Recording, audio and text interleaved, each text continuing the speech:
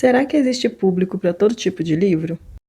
Um dia desses eu fiz uma postagem numa rede social chamada Threads, que eu não sei se você já ouviu falar, já conhece, que ela é parecida um pouco com o Twitter. E essa postagem que eu fiz foi a respeito do meu gosto pessoal sobre um tipo de livros que são esses romances entre pessoas e animais com traços humanos.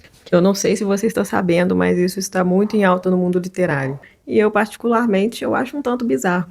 E tudo bem eu achar isso ser bizarro e não querer consumir esse tipo de leitura. Então eu expressei sobre isso lá no Threads outro dia e fiquei surpresa com o tanto de pessoas que vieram comentar. E às vezes até num tom ali um pouco passivo-agressivo para dizer que parecia que só eu que acho isso bizarro. Mas ao invés de ficar ali brigando com as pessoas no comentário querendo defender o meu ponto de vista, eu resolvi ter um olhar até um pouco importante para nós escritores, que é estudar, você começar a olhar o que é tendência no mundo literário. Não às vezes para você ter que ficar escrevendo sobre tendências, mas é importante para nós somos escritores ver como que o mercado está andando ultimamente. Eu gosto de fazer esse tipo de exercício, de ver o que está sendo mais vendido, do que está em alta, para eu poder até me atualizar. Então, mesmo que seja uma coisa que eu não leia particularmente, eu comecei a ver que tem muitas pessoas que consomem esse tipo de literatura e aparentemente não é algo de agora, mas que estourou agora.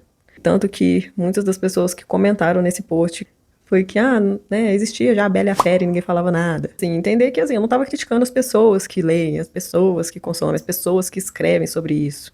Mas falando que é um gosto pessoal meu, né, apesar dos pesares, eu acho bizarro. E tudo bem também, e tudo bem quem não acha, e acho que é importante a gente ter que respeitar o gosto literário das pessoas. O que isso me fez lembrar, que foi um fato até marcante, assim, na minha vida enquanto escritora. Assim que eu acabei de escrever o meu livro, estava escrito na canção. Então, quando eu escrevi uma versão que tinha passado por uma revisão, eu comecei a tentar publicá-lo de forma tradicional. E o caminho para publicar de forma tradicional é você enviar para editoras e esperar uma resposta. Então, eu procurei vários e-mails de várias editoras, as que recebiam, e mandei o meu livro, meu manuscrito, né? A gente fala manuscrito, mas não escreve à mão, né? Meio hipócrita isso, acho que tá na hora da gente mudar o termo aí, né? Mas tudo bem. Fiquei apreensiva esperando a resposta. Algumas editoras foram muito educadas até em falar que não estavam recebendo esse tipo de gênero e tal. E tudo bem. Mas a primeira resposta que eu tive de editora, eu acho que foi a mais marcante para mim, que ficou na minha cabeça por muito tempo, que foi uma editora que me respondeu o seguinte: o seu livro não tem público. Foi algo que para mim ficou assim muito fixo ali na minha cabeça, porque junto com o livro eu mandei também um book proposal, que é como se fosse um currículo do livro, e eu enviei para essa editora, com um estudo detalhado do meu livro, para qual público ele se destinaria, algumas questões de marketing que podiam ser feitas. Eu fiz um trabalho assim que hoje em dia eu olho para trás e eu vejo, caramba, foi um trabalho muito legal. Mas eu fiquei com isso na cabeça, que não adianta, você pode receber 10 elogios, se você receber uma crítica, você vai ficar ali com essa crítica ali martelando ali na mente o tempo todo.